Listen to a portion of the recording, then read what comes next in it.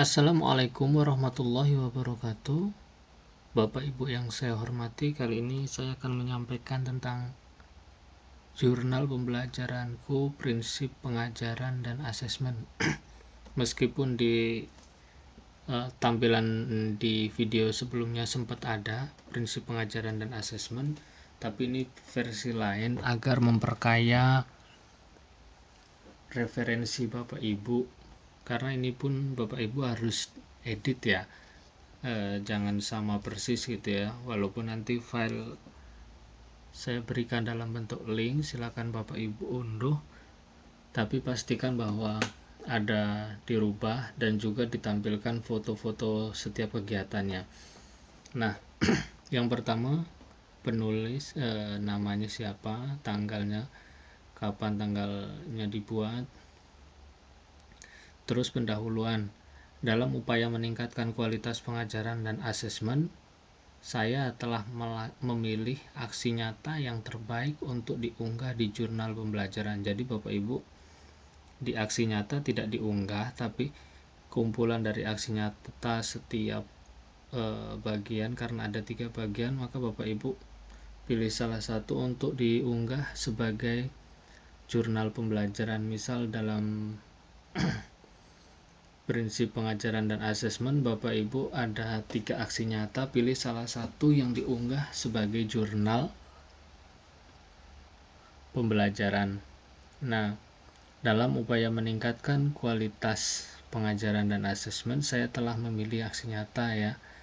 Nah, aksi nyata ini mencakup rancangan pembelajaran berdasarkan prinsip pembelajaran berdiferensiasi, refleksi, dan umpan balik. Jadi ada proses pembelajarannya, ada refleksinya, dan ada umpan balik dari rekan sejawat. Ini sesuai permintaan di form jurnal pembelajaranku ya. Terus aksi nyata terbaik, misal Bapak Ibu, judul aksi nyata terbaiknya adalah implementasi pembelajaran berdiferensiasi untuk meningkatkan pemahaman siswa dalam mata pelajaran bahasa Indonesia. Nah, deskripsinya, aksi nyata ini melibatkan penerapan pembelajaran berdiferensiasi dalam kelas bahasa Indonesia untuk kelas 8 dengan fokus pada peningkatan pemahaman siswa tentang materi teks naratif. Nah, dokumen aksi nyatanya adalah rancangan pembelajaran. Jadi Bapak Ibu buat rancangan pembelajaran dulu berdasarkan prinsip. Misal Bapak Ibu ngambil prinsip pembelajaran berdiferensiasi, tujuan pembelajarannya apa saja. Misal nanti ini agar berbeda, sebenarnya Bapak Ibu kalau misal guru kelas, pilih saja sebagai matematika atau IPAS atau mata pelajaran yang lainnya. Nah, ini contohnya saya ambilkan yang bahasa ya. Rancangan pembelajarannya tadi kan rancangan sebelum. Nah, ini rancangan pembelajarannya, terdapat pendahuluan, kegiatan inti, dan nanti penutup. Di pendahuluan, kegiatan guru memulai dengan menjelaskan tujuan pembelajaran dan memberi contoh teks naratif. Siswa diajak untuk berdiskusi tentang apa yang mereka ketahui tentang teks naratif. Jadi siswa sudah dimulai dengan tidak hanya mendengarkan saja ya, tapi berdiskusi. Kegiatan intinya diferensiasi konten. Misal siswa dibagi dalam kelompok, beberapa kelompok. Kelompok A, siswa dengan pemahaman lebih tinggi diberikan teks naratif yang lebih kompleks untuk dianalisis.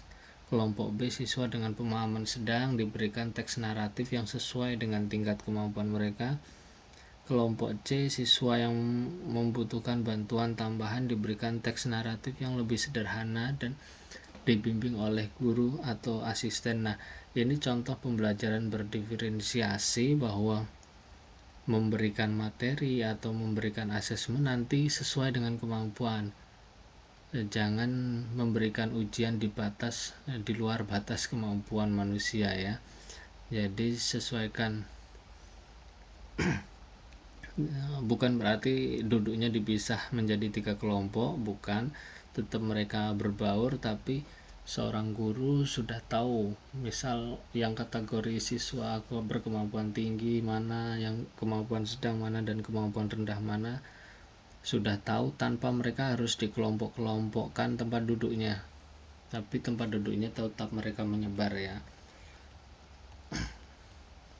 Yang dikhawatirkan kalau duduknya dipisah juga terjadi gap, tapi tetap tempat duduk mereka membaur, hanya saja guru memiliki data dan memiliki nanti kertas ataupun lembar materinya yang dibeda-bedakan. Nah, proses diferensiasi prosesnya, kelompok A diskusi kelompok untuk menganalisis struktur teks naratif dan karakter, kelompok B mengerjakan lembar kerja individu tentang analisis plot dan karakter, kelompok C pembelajaran kelompok dengan bantuan visual atau audio untuk memahami struktur teks naratif. Nah, produk yang dihasilkan, A menulis teks naratif dengan kompleksitas lebih tinggi dan mempresentasikannya di depan kelas. Kalau yang B menuliskan teks naratif sesuai dengan struktur yang benar dan berbagi dengan teman sekelompok. Terus kelompok C menuliskan teks naratif sederhana dengan bimbingan guru dan membacakannya di dalam kelompok kecil, di depan kelompok kecil. Durasi waktunya 60 menit ya kegiatan intinya, dan penutupnya 10 menit. Siswa melakukan refleksi tentang apa yang mereka pelajari. Jadi jangan lupa setiap habis selesai pembelajaran melakukan refleksi, karena pembelajaran tanpa refleksi menjadi sia-sia. Nah, refleksinya apa yang berhasil, diferensiasi konten, proses, dan produk. Hasil meningkatkan keterlibatan siswa. Siswa menunjukkan pemahaman yang lebih baik tentang struktur teks naratif. Terus selanjutnya kerjasama dalam kelompok memberikan pengalaman belajar yang mendalam dan meningkatkan keterampilan sosial siswa. Tantangannya mengelola waktu agar setiap kelompok mendapatkan perhatian yang cukup, terus menyediakan materi yang sesuai dengan tingkat kemampuan masing-masing siswa. Berikutnya pembelajaran yang didapat, pentingnya diferensiasi dalam pembelajaran untuk memenuhi kebutuhan belajar siswa yang beragam. Terus keterlibatan siswa meningkat ketika mereka merasa materi yang diberikan sesuai dengan kemampuan mereka. Nah, contoh ini misal umpan balik dari rekan sejawat, dari Bu Siti, posisi guru bahasa Indonesia, umpan baliknya saya sangat terkesan misal ini, dan seterusnya. Dan selanjutnya misal dari Pak Rahmat, guru kelas berarti sekolah dasar, ini pembelajaran berdiferensiasi yang Anda terapkan sangat efektif. Saya melihat siswa lebih fokus dan mampu mengikuti pembelajaran dengan baik. Tantangan dalam manajemen waktu memang terasa, tetapi Anda berhasil. Nah, ini misal contohnya umpan balik dari rekan-rekan guru ya. Nah, dari umpan balik itu dibuatlah kesimpulan bahwa penerapan pembelajaran berdiferensiasi dalam bahasa Indonesia memberikan hasil yang positif. Siswa menunjukkan peningkatan dan seterusnya. Nah, dokumen pendukungnya Bapak Ibu, jangan lupa rencana pembelajaran berdiferensiasi, terus hasil refleksi siswa, umpan balik dari rekan sejawat disertakan terpisah ya. Kalau umpan balik dari rekan sejawat, formatnya sudah ada contoh di video-video sebelumnya. Kalau hasil refleksi dengan siswa, saya belum buat, jadi kalau memang diminta insya Allah kedepannya ada gitu ya di video berikutnya. Nah, rencananya yang tadi di atas sederhana, tapi misal di sini nanti disertakan rencana yang lebih khusus lagi, lebih lengkap seperti itu. Demikian paparan tentang jurnal pembelajaranku, prinsip pengajaran dan asesmen.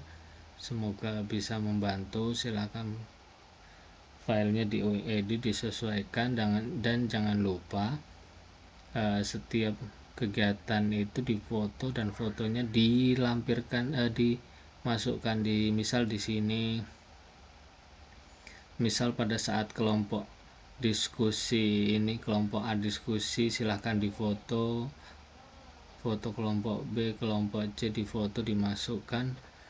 Jadi itu akan menambah bahwa benar-benar kegiatan ini dilaksanakan.